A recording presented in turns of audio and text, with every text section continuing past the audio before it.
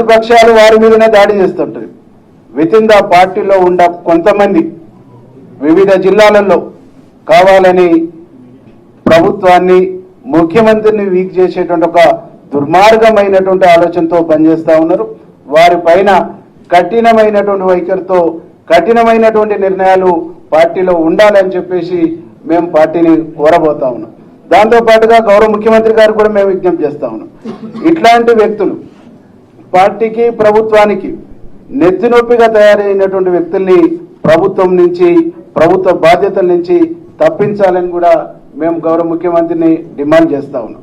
కాబట్టి ఎవరైనా పార్టీలో అంతర్గత ప్రజాస్వామ్యం ఉన్నప్పుడు పార్టీ వేదికలలో మాట్లాడుకోవాలి, సంబంధించినటువంటి వేదికలలో డిస్కషన్ చేయాలి. వారి అభిప్రాయానికి సంబంధించిన వేదికలలో స్వేచ్ఛగా మాట్లాడుకునేటువంటి అవకాశం ఉన్నప్పటికీ కూడా ఆ స్వేచ్ఛ మితిమీరిపోయి మైకి దొరికితే బదాట్ల ఛాయిస్ వస్తే ఊగిపోయేటువంటి నేచరు, ఊగిపోయేటువంటి వైఖరు అది ఎవరు ప్రదర్శించినా అది పార్టీ నిబంధనలకు పార్టీ నియమాలకు విరుద్ధమైనటువంటి చర్యగా మేము భావిస్తూ గౌరవ ముఖ్యమంత్రి పైన ఎవరు అసత్యమైనటువంటి ఆరోపణలు చేసినా వితిన్ ద పార్టీలో తప్పుడు పద్ధతుల్లో మాట్లాడినా ఏకవాక్యంతో సంబంధించిన పదాలు వాడినా కానీ ఉన్నటువంటి ఎమ్మెల్యేలు ఎవరు కూడా చూస్తూ ఊరుకోము అనేటువంటి ఒక విషయాన్ని ఈ సందర్భంగా మేము గుర్తు చేస్తాం. వీళ్ళ భాష మూలంగా వీళ్ళు మాట్లాడుతున్న విధానాల మూలంగా కార్యకర్తల్లో ప్రజల్లో అనేక రకాల ఇబ్బందికరమైనటువంటి అనుమానాలు అపోహలకు గురి అయ్యేటువంటి ఒక పరిస్థితి ఉన్నది. కాబట్టి కొట్లాడి సాధించుకున్నటువంటి రాష్ట్రం 10 సంవత్సరాలు దొంగల పాలైంది.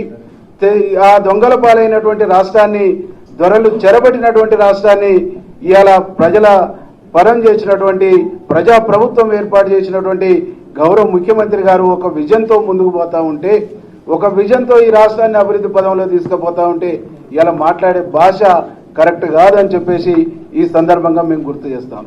ఒక పార్టీ సభ్యుడు కానటువంటి వ్యక్తి, అనామకులైనటువంటి వ్యక్తి మా ఎమ్మెల్యేని పట్టుకొని అడ్డగోలుగా మాట్లాడటం అంటే ఇంతకంటే నీచమైనటువంటి లంపెన్ కల్చరు బహుశా ఎక్కడ ఉంటుంది.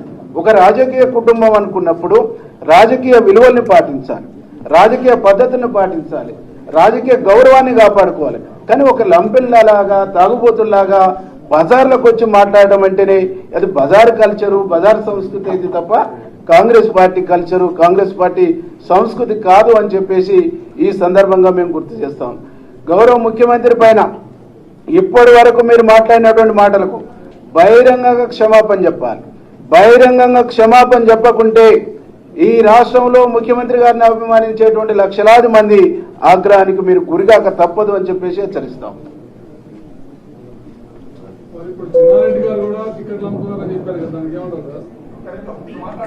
ఎవరు మాట్లాడినా, ఏ వ్యక్తి మాట్లాడినా వితిన్ ద పార్టీలో ఉన్నప్పుడు పార్టీ వేదికలలో మాట్లాడాలి. సంబంధించినటువంటి వారి బాధ్యుల కాడ చర్చించుకోవాలి. వారికి వచ్చినటువంటి అవకాశం, ఏ వేదికలో అవకాశం ఇస్తే ఆ వేదికలో మాట్లాడాలి. కానీ బయట మాట్లాడటం అంటేనే అది పార్టీ నియమావళికి విరుద్ధం.